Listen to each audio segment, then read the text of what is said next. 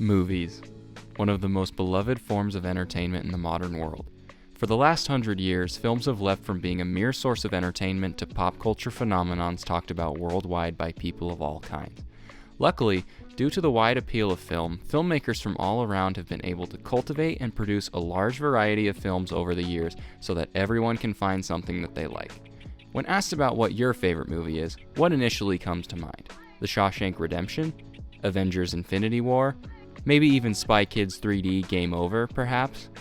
Whatever the case is, the beauty of filmmaking is that films of all shapes and sizes can be made for everyone to watch. In the world of film nowadays, at a quick glance online or at the box office, it's easy to assume that the only movies being made nowadays are large team-up adventures with high-flying superheroes or Vin Diesel and the gang driving cars to space. But if you look a little harder, you might be able to open your eyes to a whole new landscape of filmmaking. Where are they?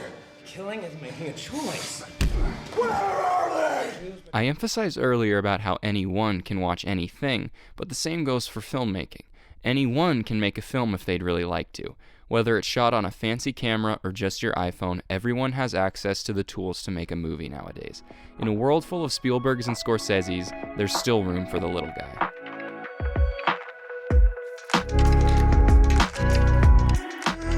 Beginning in the early days of film, several studios rose to power, becoming the main film producers in America.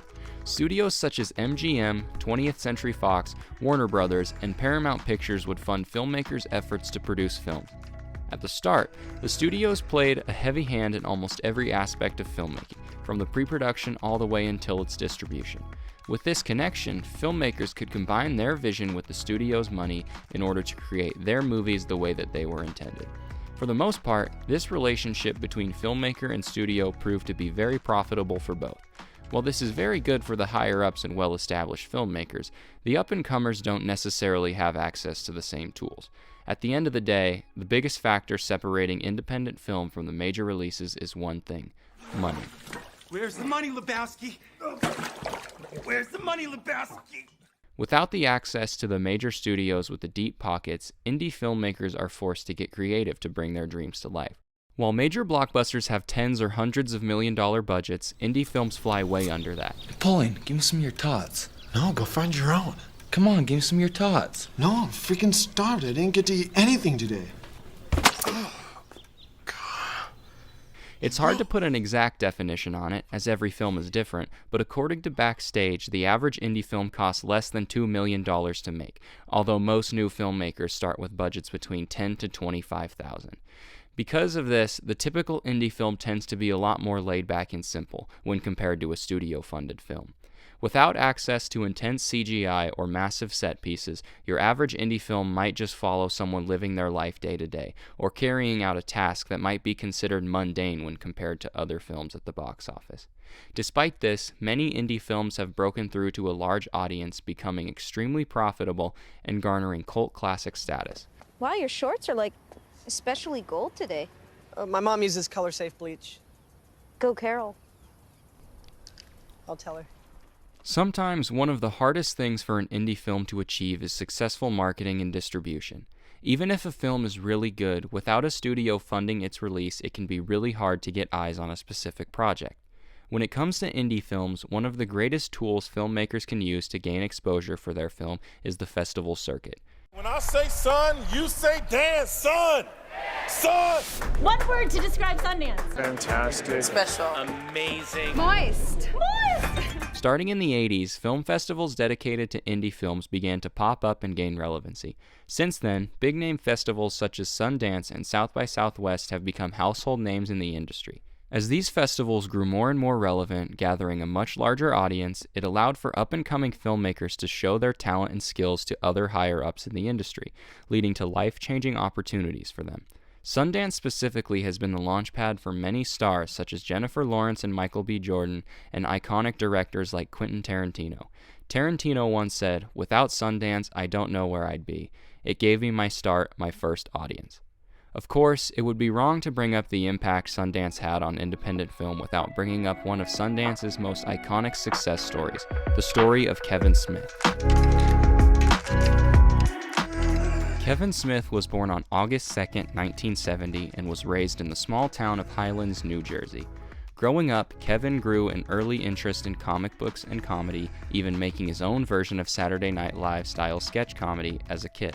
However, it wasn't until he was 21 that he entertained the idea of being a filmmaker, after seeing Richard Linklater's Slacker. One time I had lunch with Tolstoy.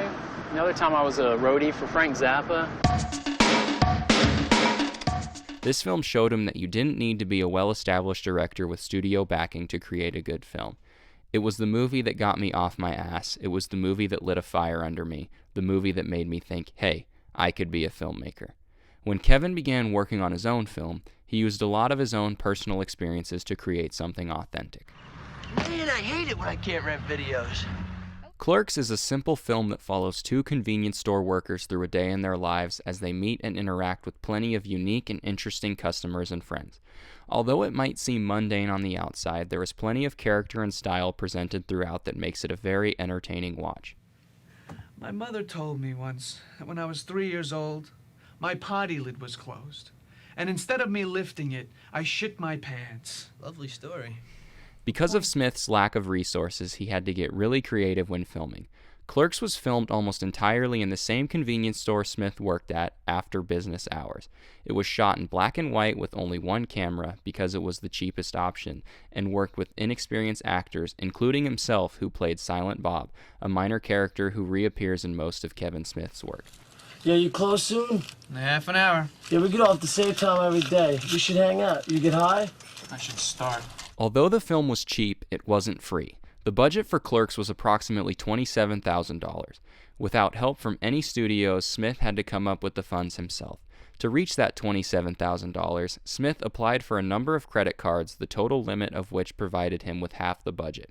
He raised the rest of the necessary funds by selling his comic book collection, by using part of his college tuition fees, returned to him after dropping out of film school, from his wages from working at a convenience store, and by deferring salaries and fees for every participant in the film. Yeah, I saw one time that said, the next week the world is ending. And in the next week's paper they said, we were miraculously saved at the 0 hour by a koala fish mutant bird. Despite these hurdles, Clerks finally came to life. After submitting it to the independent feature film market, Smith was invited to Sundance, where Clerks eventually won the Filmmakers Trophy and was bought by Miramax for $227,000. Now, with the assistance of Miramax, Clerks was able to be sent to theaters, where it eventually made $4.4 million, becoming one of the most successful Sundance movies of all time and one of the most profitable movies ever when comparing its extremely low budget. You know, there's a million fine-looking women in the world, dude, but they don't all bring you lasagna at work. Most of them just cheat on you. Come on, limp dick. Much like how Slacker served as inspiration for Kevin Smith, the story and success of Clerks has proved to be a great inspiration to young filmmakers and have a lasting impact on the entire independent film scene. Following the release of Clerks, the ultimate purchase by Miramax proved to filmmakers all over the world that it was possible for an indie production to make it to the big screen, and that there were still studios willing to purchase or market these productions.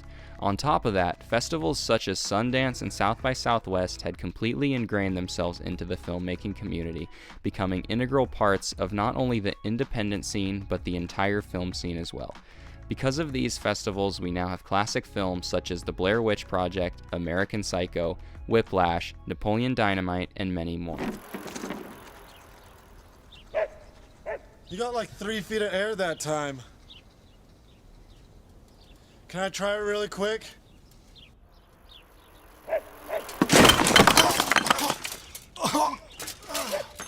In short, Kevin Smith, Clerks, and festivals like Sundance have all worked together to keep the door to the film industry cracked open, so that young and passionate filmmakers from all around still have a chance in the industry, which I think we can all agree is a good thing.